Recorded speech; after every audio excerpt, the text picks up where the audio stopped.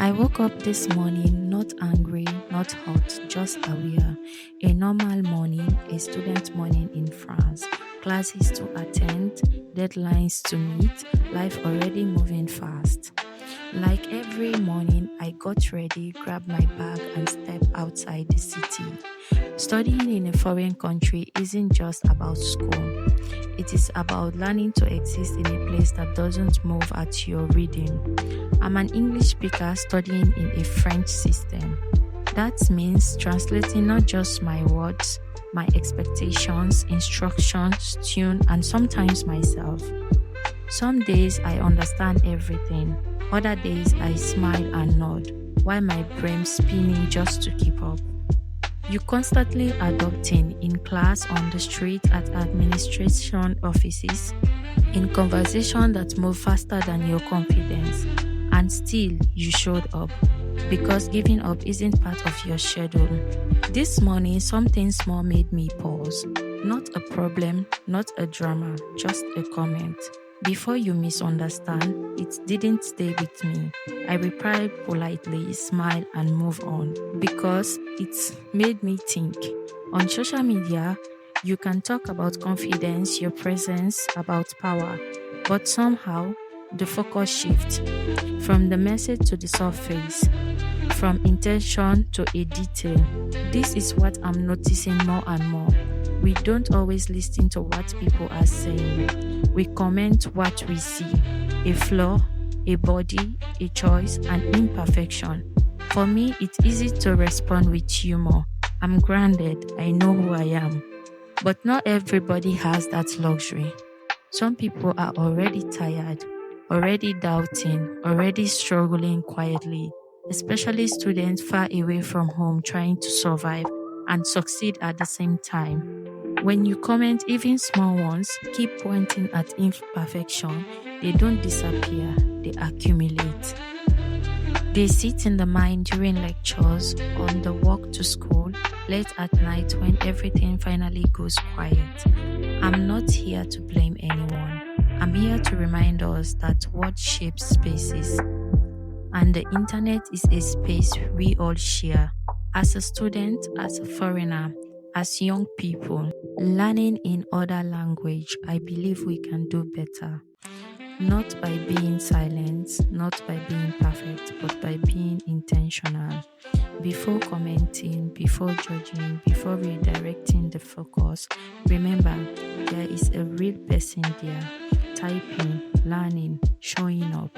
Today, I'm taking you with me on my way to school, through my routine, through my reality, not to prove anything, but to show you what reflection look like in motion.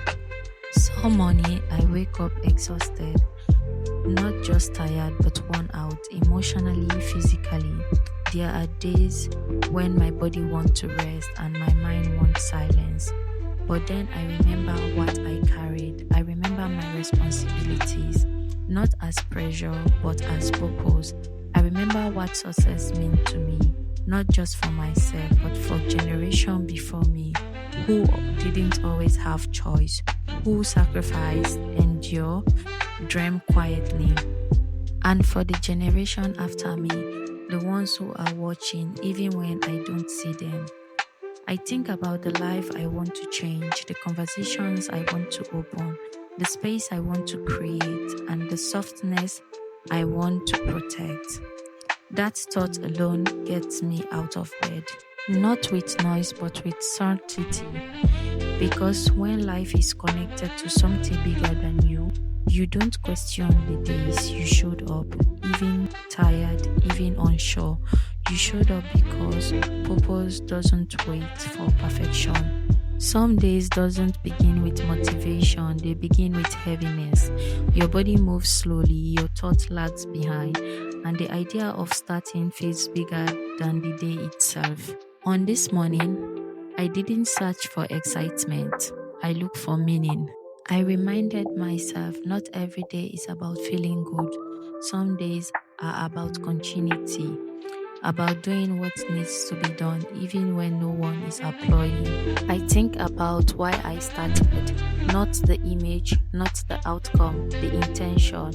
I think about the people who didn't get to pause, who keep walking without option, without visibility, without recognition. Their effort didn't disappear, it lived on.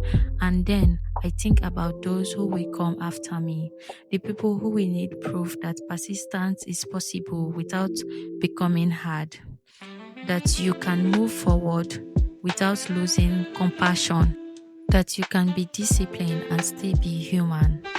That thought alone pushes me out of the door.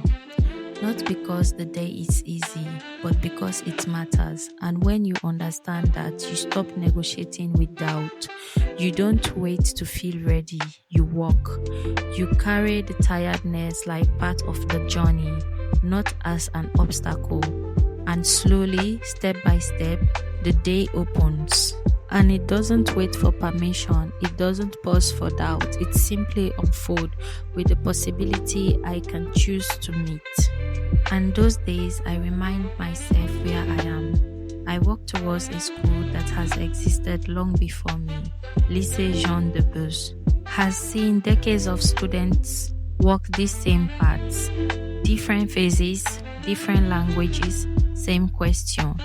They came here to carry pressure, expectations, dreams that weren't always sure they were allowed to have, and yet they showed up.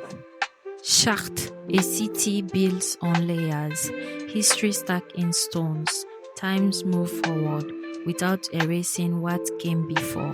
Studying here teaches you something without saying it loud, that you are part of a continuation, not isolation, not random.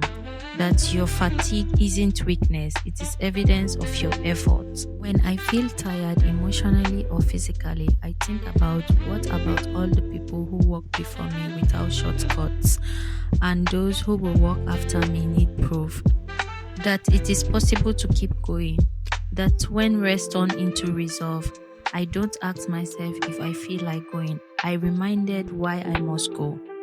Because purpose doesn't always feel loud. Sometimes it sounds like footsteps on your way to the class. And that is enough to move forward. As the day goes on, I realize something. Not every lessons come from a classroom. Some lessons come from how we speak to each other, from how we move through spaces, from how we choose to respond when no one is forcing us to think. I'm sharing this with you not as a lesson but as a perspective. Thanks for watching me. Take care of yourself. Bye.